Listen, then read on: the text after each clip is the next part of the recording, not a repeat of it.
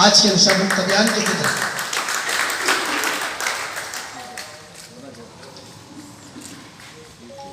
इस शहर के सोशल वर्कर सीनियर कायद, इसी तरह हमारे यूनुस भाई का मुश्ताक भाई का इस्तेमाल करेंगे। साहब में बड़ा साहब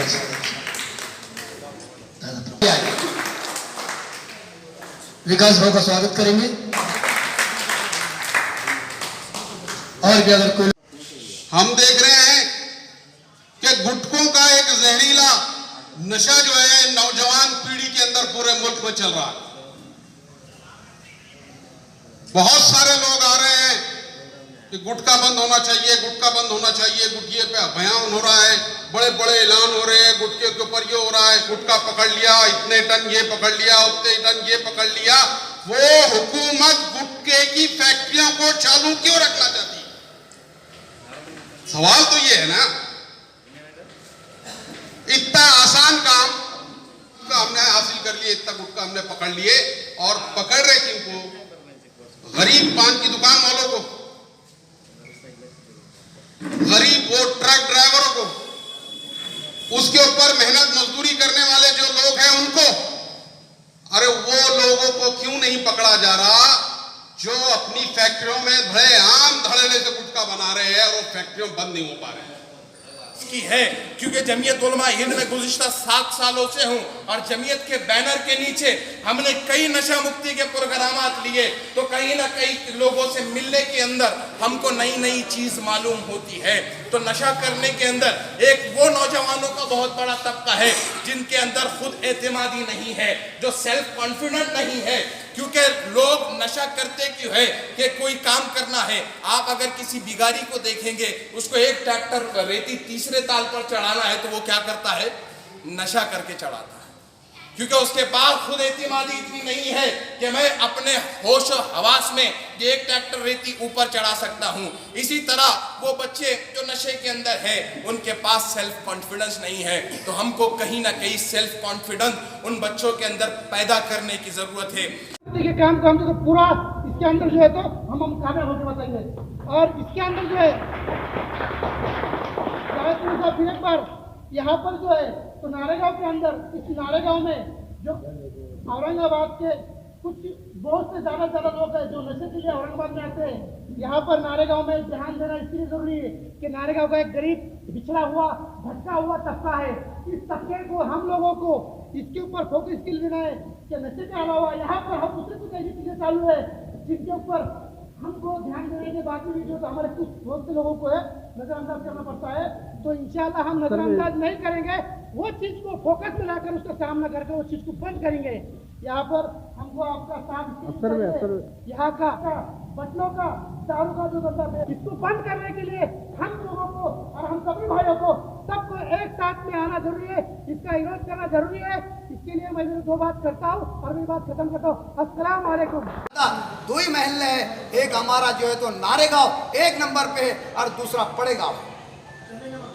तो तमाम की ये जिम्मेदारी है, ये ना सोचते कि साहब अकेले हैं, कादरी साहब अकेले हैं, वो अकेले का उनका काम है, जावेद कुरैशी साहब अकेले हैं। नहीं, ये हम सब की जिम्मेदारी है। हम सब के ऊपर हमारा फर्ज है कि ताकि हमारे शहर से जो है तो बुराई चले और हमारा मैसेज सबसे आला दर्जे का जो है तो पूरे हिंदुस्तान के अंदर पहुंचे कि ये एक औरंगाबाद महाराष्ट्र के अंदर ऐसा एक शहर है, यहाँ से जो है तो सब भाईचारगी मोहब्बत से रहते हैं। हिंदू मुस्लिम सिख ये आपस में काम करते हैं, आपस के साथ में जोड़ के साथ काम करते हैं। तो ये पैगाम हमारा हिंदुस्तान के अंदर ये पैगाम जाएगा। तो ये सामने बताया कि भाई आज ये पहला प्रोग्राम है।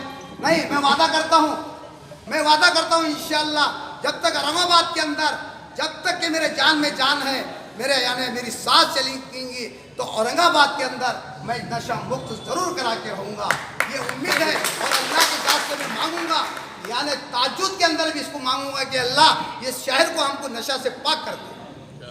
और जो लोगों ने आज हमारे छोटे से प्रोग्राम को जो है तो इतनी बड़ी आज तादाद के अंदर जो हमारे नारेगांव के लोग भी है, तो मैं कादरी साहब से थोड़ा सा ये चाहता हूँ कि कादरी साहब मुझे आखिरी मुहिम तक आपका साथ रहेगा, जावेद कुरैशी साहब का हमारे जो है तो हमारे यूनुस भाई, महमूद भाई, शरीफ भाई, हमारे अलियार खान साहब, तमाम जो है तो इनका अगर से मुझे साथ रहेगा, मुझे मेरी हिम्मत अफजाई होगी, मैं और हिम्मत से काम करूँगा, फिर बड़े से बड़े जो है तो बड़े से बड़े इसको मैं टकराऊँगा इंशाअल्लाह।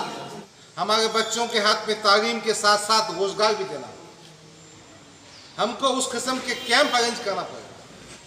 वैसे भी नारेगांव की बस्ती मेरे लिए काबिल तारीफ इसलिए है, यहाँ पर एम्प्लॉयमेंट जनरेट होता है।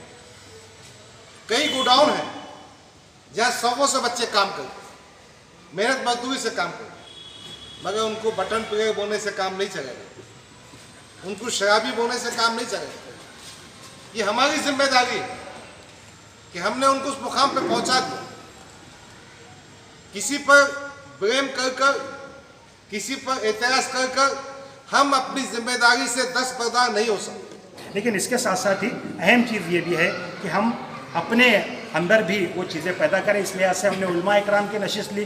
बाज़ाब्ता उलमा इकराम को ये बात कही गई कि जुमा में इस ताल्लुक़ से ऐलानात करे, अवेयरनेस करे, इस तरफ उनको तवज्जो दिलाई गई। तो बात यही आ रही है कि बच्चों की तरफ हम तवज्जो दें, उनके बैग्स चेक करें, कहाँ जा रहे हैं, क्या कर रहे हैं, इस पर जहाँ पर यह ज़रूरी है। वहीं एजुकेशन के हवाले से अगर उनको तालीम के अंदर से वो ड्रॉप आउट हो रहे हैं, तो ड्रॉप आउट होने के बाद अगर वो कहीं स्किल डेवलपमेंट कहीं कर रहे हैं, कुछ और दूसरी जगह जा रहे हैं तो ठीक है, वरना स्कूल से भी खाली और इधर से भी खाली। मकातिब में हम देख रहे हैं कि बच्चे बहुत सारे वक्त आते हैं, बहुत सारे वक्त एब्सेंट रहते हैं। ये मकातिब भी बहुत बड़ा ज़रिया है। बच्चा अगर जुड़ा रहेगा, अच्छे लोगों से अच्छी सोहबत में रहेगा, तो ज़ाहिर है उसका फ़र्क पड़ेगा, है ना। ये जो बात कही गई कि इसमें जो बहुत बड़ी वजह जो है, ये वजह भी सामने आती है कि दोस्त जो होते हैं, इसने कहा कि tell me your friends and I will tell you who you are, या यो लज़ीन आमनु कुनु मा सादिक़ीन, ऐ लोगों जो ईमान लाए वो सच्चों के साथ रहो, अच्छों के साथ रहोगे, अच्छे बनोगे।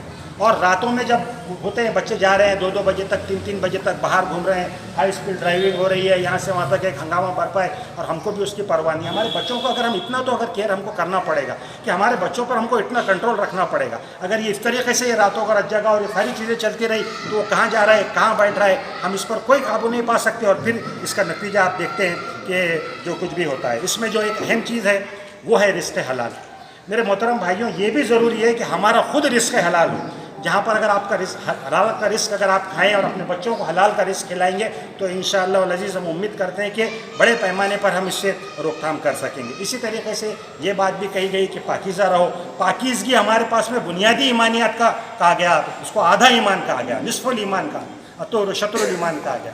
और उसमें पाकीज़गी में ज़ाहिरी और बातिनी पाकीज़गी तमाम चीज़ें शामिल है। अगर आप गंदे रहें, आपका घर गंदा है, जाले लगे हुए हैं, धूल धड़ाका है, घर में कभी कुरान की तिलावत नहीं होती, घर में नमाज नहीं होती, कपड़े गंदे, वज़ू से नहीं है, तहारत से नहीं है, ये तमाम चीज़ें वो हैं कि जो शैतान को फिर मुसल्लत होने का ज़रिया बनती है। तो हमको इस लिहाज से भी अपने आप को और अपने बच्चों को तैयार करना चाहिए। इस पर हमको वर्कआउट करना पड़ेगा बाज़ाब्तगी के साथ में कि उनको ये टारगेट दे और ओरिएंटेशन दे।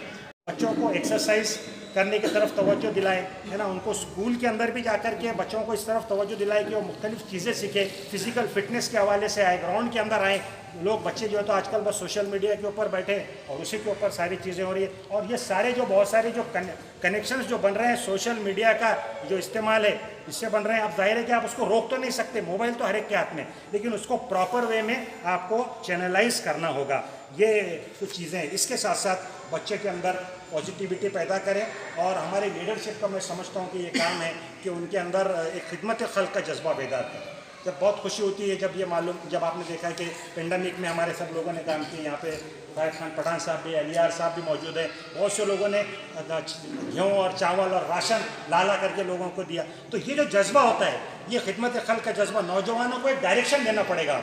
उनको जैसे बात है कि कुछ ना कुछ एक, अगर ये नशा आप नहीं देंगे, कुछ अच्छा पॉजिटिव नशा नहीं देंगे तो फिर इंसान इसी तरफ जाता है और बहुत सारे गलत हरकतें करता है।